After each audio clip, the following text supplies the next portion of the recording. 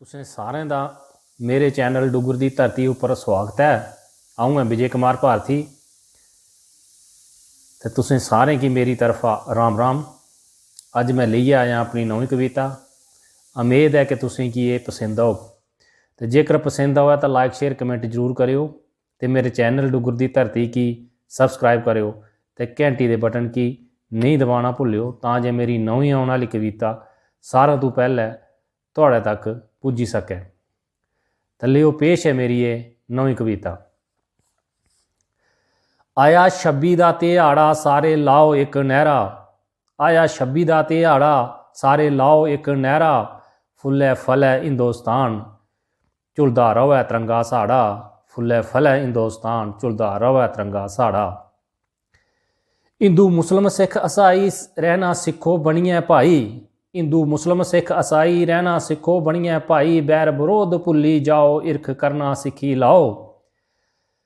दिन नहीं औने भी कोई माड़ा, दिन नहीं औना भी कोई माड़ा, आया छब्बी दा ध्याड़ा सारे लाओ इक्कै नहरा, फुल्ले फलै हिंदुस्तान झुलदा रवै तिरंगा साड़ा।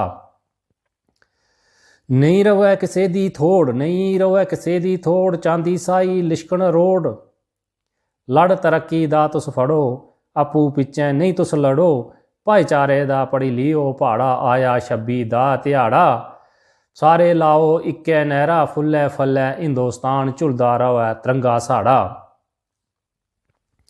साढ़े वीरें दियां उच्चियां सोचां, साढ़े वीरें दियां उच्चियां सोचां, तिरंगे च लिपटियां औंदियां लोथां, बाग जलियां वाला नहीं भुल्ले, बैरी नहीं फिरना देने खुल्ले, बनना नहीं देना ये खूनी खाड़ा, आया छब्बी दा ध्याड़ा सारे लाओ इक्को नहरा, फुल्ले फलै हिंदुस्तान झुलदा रवै तिरंगा साड़ा।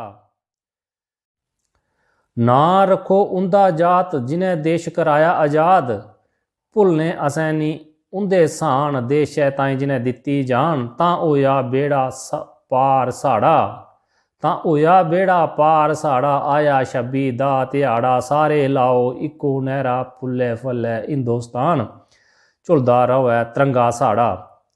पंजाब च कानून पास होवे सारे हक असें की थोए, लिखने आले डॉक्टर साहब तां मिलेआ सारें इंसाफ, भारती पढ़े इरखै दा पहाड़ा, आया छब्बी दा ध्याड़ा सारे लाओ इक्को नहरा, फुल्ले फलै हिंदुस्तान झुलदा रवै तिरंगा साड़ा।